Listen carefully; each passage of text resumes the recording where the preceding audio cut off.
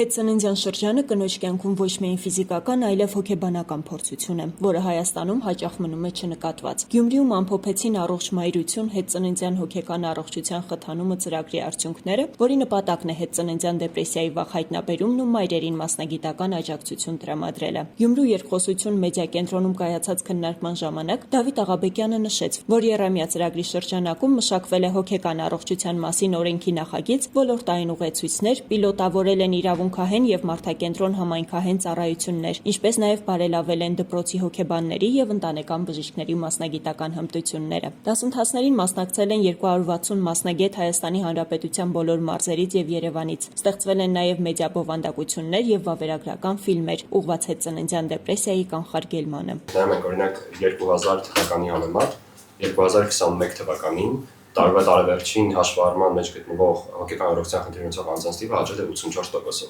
այսինքն 21 տարում մենք ունենք 84% աճ։ Եվ ներկայիս համակարգը պատրաստ չէր, բավականին ֆակտորներ կան, որոնք ազդել են այս ամեն ինչի վրա, սկսած բնակչության ծերացումից եւ բնականաբար ավելի պատերազմից եւ համավարակից հետո հոգեկան առողջության խնդիրները ավելի տեսանելի ու ավելի շատ են դարձել եւ ներկայիս համակարգը պատրաստ չէր, չուներ վաղ հայտնաբերման մեխանիզմ, ուղղորդման մեխանիզմ, կարգավորման եւ նույնիսկ եթե առկա են որևէ մեխանիզմներ, որ դրանք պատշաճ չէին կարողանում անդրադառնալ մարտահրավերներին եւ հենց այս ամեն ինչը հաշվի առնելով էլ Եվրոպական միության աջակցությամբ իրականություն դարձավ իրավունքների ծառայությունների մասնակցություն ծրագիրը։ Արմինե Ադամյանը նշեց, որ հետծննդյան դեպրեսիայի վաղ հայտնաբերմանը նվիրված երկօրյա դասընթացների ընթացքում մասնագետները բարձրաձայնել են ախտորոշման եւ արդյունավետ ուղղորդման առնչվող մի շարք խոչընդոտներ։ Նրա խոսքով յուրաքանչյուր ծննդատնից մասնակցել է ավելի քան 20 մասնագետ, իսկ մանկաբարձ գինեկոլոգները առանձնահատուկ կարևորել են կնոջ հոգեկան առողջությունը, մատնանշելով նաև սխալ գնահատման հետևանքները։ Կարող եմ ասել, որ ինչպես Երևանում, այնպես էլ մարզերում արձագանքը գրեթե նույնն է եղել, որ թեման շատ կարևոր է, սակայն գրեթե մեծամասնության կողմից եղել է այն առաջարկը, որ հրաշալի կլինի, եթե յուրաքանչյուր հիվանդանոցում լինի մեկ հոգեբան եւ գնահատումը հենց անի հոգեբան մասնագետը։ Գրեթե 20 եւ ավել մասնակից է եղել,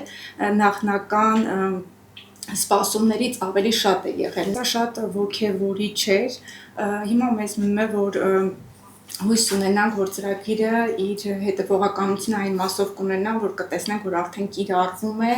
Դիանա Եղոյանի ներկայացմամբ ծրագրի մշտադիտարկումն իրականացվել է քանակական եւ որակական մեթոդների համադրությամբ։ Հարցված կանանց 60.3%-ը հետծննդաբերական շրջանում ունեցել է վախեր եւ հոգեսոցիալական աջակցության կարիք։ 79.1%-ը նշել է, որ ծննդօգնության ընթացքում իրենց հոգեկան առողջությամբ չեն հետաքրքրվել, իսկ 69%-ի դեպքում չեն կիրառվել սկրինինգային գործիքներ։ Նրա կարծիքով խնդիրներն ավելի սուր են մարզերում։ Գյուղական բնակավայրերից մասնակիցները հիմնականում ծառայությունները ստացել էին, նույնիսկ եթե պրենատալ փուլում, հղիության փուլում ստացել էին ծառայությունները մարզում, ապա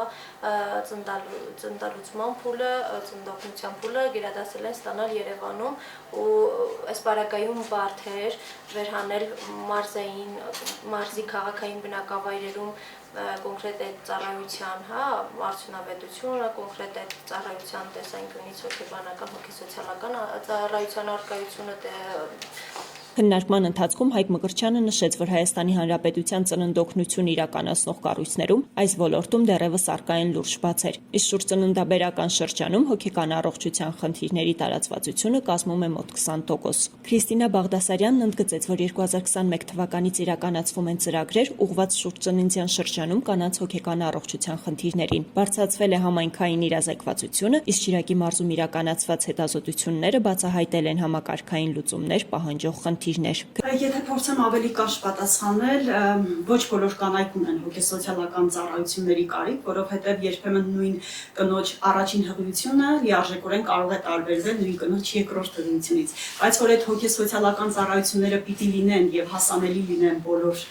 շուրջծննդաբերական շրջանում գտնվող կանանց համար, դա փաստ է։ Քննարկումը եւս մեկ անգամ ընդգծեց հետծննդյան շրջանում կանանց հոգեկան առողջության պահպանման կարեւորությունը եւ ոլորտում առկա բացերը, որոնց հաղթահարումը պահանջում է համակարգված եւ շարունակական մոտեցում։ Սյուզաննա Խարատյան, Խան Հովհաննիսյան, այսօր։